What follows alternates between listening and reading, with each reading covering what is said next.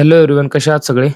तर बघा, कामगार विभाग भरतीचा जो आपली एक्झाम झाली होती 28 आणि 29 जुलै रोजी. तर लक्षात घ्या, हे 28 आणि 29 जुलै रोजी जी आपली एक्झाम झाली होती, या एक्झाममध्ये बघा खूप विद्यार्थ्यांनी चांगला परफॉर्म केलेला आहे आणि त्याची जे रिझल्ट आहे, म्हणजेच तुमची फर्स्ट रिस्पॉन्स शीट आहे, ही आपल्याला बघायला भेटत आहे. आता ही जनरली 4 तुमची ऑगस्ट रोजी फर्स्ट रिस्पॉन्स शीट ही काय झाली होती, आपल्याला अपलोड झाली होती. आता यामध्ये जनरली जर बघितलं आपण तर एक 7 ते 9 तारखेपर्यंत तुमचे यामध्ये तुमचे ऑब्जेक्शन रेज करू शकता. काही जे क्वेश्चन्स आहेत, तर हे क्वेश्चन्स कोणकोणते आहेत, जे तुम्हाला चुकीचे वाटतंय किंवा त्यांचा आन्सर चुकीचं दिलेलं आहे, हे तुम्हाला एक 8 ते 9 तारखेपर्यंत यामध्ये आपण पर्टिक्युलरली काय करू शकतो, तुमचे ऑब्जेक्शन रेज करू शकतो. तर बघा, खूप विद्यार्थ्यांचे मेसेज येत आहे, की सर आता याचा रिझल्ट कधी लागेल? लक्षात घ्या, हे तर तुमचे रिस्पॉन्स शीट आहे, पण रिझल्ट कधी लागेल हे विद्यार्थ्यांचं असं म्हणणं होतं. त्यानुसार आपण विद्यार्थ्यांच्या आग्रहानुसार हे व्हिडिओ बनवतोय आणि किंवा तुमच्या नॉर्मलायझेशन हे नॉर्मलाइज मार्क्स कधी दिसतील? तर लक्षात घ्या, काही आपल्या एक्झाम झाल्या होत्या, जशा TCSनं कंडक्ट केल्या होत्या. एक होती तुमची समाज कल्याण विभाग भरती, एक आपली जनरली महिला बालविकास विभाग भरती, त्यानंतर तुमची तलाठी भरती, त्यानंतर सोलापूर महानगरपालिका भरती, छत्रपती संभाजीनगर महानगरपालिका भरती किंवा आपले जे GMCचे जे एक्झाम्स आहेत, नांदेड GMC झालं, छत्रपती संभाजीनगर GMC झालं, आहे की नाही, नागपूर GMC झालं, नागपूर महानगरपालिका झालं, अमरावती महानगरपालिका झालं. अशा ज्या एक्झाम्स आहेत, तर यांचे आपण आत्तापर्यंत ज्या एक्झाम झाल्या TCSनं कंडक्ट केलेल्या, या एक्झाम्सचं एनालिसिस करून बघा. एक जर पहिले आपण एनालिसिस करू, समाज कल्याण विभाग भरती जी की आपल्या TCSनं घेतली होती, यावरून आपल्याला कामगार विभाग भरतीचं एक पर्टिक्युलरली रॉ डेट्स आपल्याला कळून जातील, एक्सपेक्टेड काय असू शकते डेट्सचं. तर बघा, एक यांची समाज कल्याण विभागाची एक्झाम जी आहे, ही 4 मार्च ते 19 मार्च पर्यंत झाली होती आणि यांची जी फर्स्ट रिस्पॉन्स शीट आहे, हे रिलीज झाली होती तुमच्या 24 मार्च 2025 रोजी. कधी? 24 मार्च 2025 रोजी.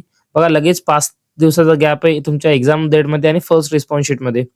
त्यानंतर बघा, जी फायनल रिस्पॉन्स शीट आहे, फायनल आन्सर की जी आहे, ही 6 मे रोजी रिलीज केली होती त्यांनी. कधी? 6 मे रोजी. आणि त्यानंतर जर बघितलं आपण तर जे तुमचा नॉर्मलाइज मार्क्स आणि जनरल मेरिट लिस्ट होती, ही 14 मेला त्यांनी दिली होती. जवळपास किती दिवसाचा गॅप आहे? 50 दिवसाचा गॅप यामध्ये बघायला भेटतो, आहे की नाही? फर्स्ट रिस्पॉन्स शीट आणि तुमच्या नॉर्मलाइज मार्क किंवा मेरिट लिस्टमध्ये. तर लक्षात घ्या, सेकंड जर बघितलं आपण तुमचा एक रेफरन्स म्हणून आपण धर्मादाय आयुक्तालय भरती जर बघितली, तर ही धर्मादाय आयुक्तालय भरती बघा, तुमची एक्झाम TCSनंच घेतली होती ही पण. यामध्ये जनरली जर बघितलं आपण तर बघा, एक्झाम डेट्स कोणकोणत्या होत्या? 4, 6, 7, 10, 11 आणि 12 नोव्हेंबर, आहे की नाही?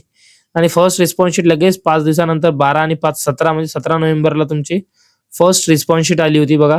त्यानंतर तुमचा जो जनरल मेरिट लिस्ट आहे, ही जनरल मेरिट लिस्ट 9 फेब्रुवारीला आली होती. लक्षात घ्या, जवळपास तुमच्या 80 ते 85 दिवसाचा या फर्स्ट रिस्पॉन्स शीटच्या नंतर तुमचा काय आहे? गॅप आहे की नाही? तर कारण की यामध्ये जर बघितलं आपण तर धर्मादाय आयुक्तालय भरती आहे, ही मल्टी शिफ्टमध्ये झाली होती. म्हणजे खूप शिफ्ट झाल्या याच्यामध्ये. बघा, एक्झाम डेटच किती आहेत तुमच्या? 3 आणि 3 6, आहे की नाही? 6 दिवस एक्झाम चाललेली आहे. यामध्ये पोस्ट पण भरपूर होत्या, जशी सीनियर क्लर्कची पोस्ट होती, इन्स्पेक्टरची होती, लीगल असिस्टंटची होती, आहे की नाही? हे अशा वेगवेगळ्या पोस्ट असल्यामुळे त्याला वेळ लागला असेल. बट आपली जी कामगार विभाग भरतीचा काय शेड्यूल असू शकतो आपला बघा. तर कामगार विभागमध्ये जनरली जर बघितलं आपण तर फॉर्म पण तुमचे एक जवळपास 39,000 आहेत, आहे की नाही? 39,000 फॉर्म असल्यामुळं जनरली जर बघितलं आपण, या 39,000 फॉर्ममध्ये तुमचे पर्टिक्युलरली जास्त फॉर्म नाही आहेत, आहे की नाही? आणि जागा पण कमी आहेत. यानुसार जनरली बघा, तुमची फर्स्ट रिस्पॉन्स शीट आहे, ही 4 ऑगस्टला आलेली आहे की नाही? आता परीक्षा संपली होती तुमची 28 आणि 29 जुलैला. अवघे 5 ते 6 दिवसामध्ये रिस्पॉन्स शीट आली. आता हे ऑब्जेक्शन तुमचे 7 ते 8 ऑगस्ट पर्यंत तुम्हाला पर्टिक्युलरली त्यामध्ये ऑब्जेक्शन रेज करायचे, म्हणजे कोणते क्वेश्चन्सचे आन्सर तुम्हाला चुकीचे वाटत आहे की नाही, ते ऑब्जेक्शन तुम्हाला नोंदवायचे. जवळपास 3 ते 4 दिवसांचा यामध्ये वेळ दिलेला आहे तुम्हाला. त्यानंतर बघा, आता याची फायनल रिवाइज आन्सर की कधी येऊ शकते? तर बघा, रिवाइज आन्सर की तुमची एक 25 ऑगस्ट ते 5 सप्टेंबर यामध्ये आपल्याला बघायला भेटेल. 25 ऑगस्ट ते 5 सप्टेंबर. कारण की हे TCS काय करतो, तुमचे खूप छाननी करतो, यांची अनालिसिस करून मग ते रिस्पॉन्स शीट तुमच्या पोर्टलवरती प्रसिद्ध केल्या जाते. त्यानंतर बघा, तुमचा जो स्कोर कार्ड आहे आफ्टर नॉर्मलाइज, तुमच्या रॉ मार्क्सचं काय होतं? पर्टिक्युलरली नॉर्मलायझेशन होतो. आणि एक तुमचा अंदाजे जनरली जर बघितलं आपण तर सप्टेंबर महिन्याच्या 15 ते 22 सप्टेंबर, म्हणजे तुमचा जो पहिल्या पंधरवाड्यामध्ये जनरली जर बघितलं आपण, तर तुमचा हे स्कोर, नॉर्मलाइज स्कोर आणि रफ स्कोर हे आपल्या यामध्ये पर्टिक्युलरली बघायला भेटेल. त्यानंतर बघा, जी जनरल मेरिट लिस्ट आहे सप्टेंबरच्या अखेर आपल्याला बघायला भेटू शकते 31 सप्टेंबर ते 5 ऑक्टोबर पर्यंत तुमचे सर्वसाधारण गुणवत्ता यादी म्हणजे कॅटेगरीनुसार कोणत्या सपोज तुमच्या पर्टिक्युलरली किती आहेत, सपोज आता यामध्ये तो ओपनच्या जागा होत्या ना, आहे की नाही, त्यामुळे ही प्रसिद्ध तुमची जनरल मेरिट लिस्ट लागेल.